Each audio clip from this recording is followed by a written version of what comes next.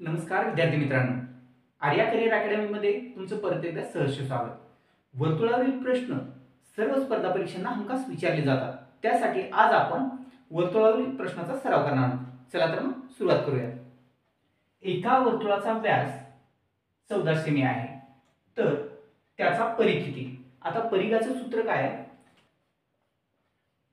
परिघ बरोबर 2 पाय आणि आर. आर म्हणजे काय? रेडियस. रेडियस म्हणजे त्रिज्या. पण या ठिकाणी व्यास दिलेला आहे. त्यासाठी काय आणखी हे गणित दोन पद्धतीने सोडवता येतं. आता बघा,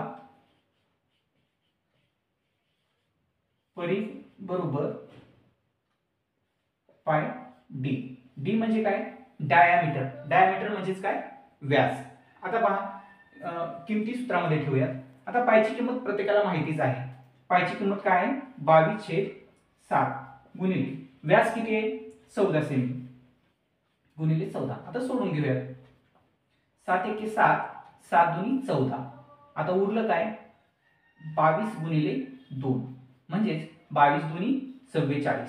44 सेमी. आता इकडे बघा, आता इथं त्रिज्या दिलेली नाही, पण त्रिज्या ही व्यासाच्या निम्मी असते.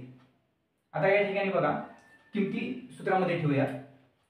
2 गुणिले पायची किंमत किती आहे? 22/7 गुणिले, आता व्यास 14 आहे, 14च्या निम्मपट त्रिज्या असते. मग त्रिज्या किती झाली? 7च्या निम्मी, 14ची निम्मी 7 झाली.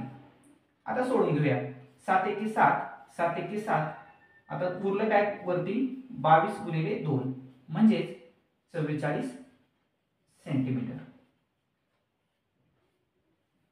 व्हिडिओ आवडल्यास नक्कीच सबस्क्राईब करायला विसरू नका. थँक्यू.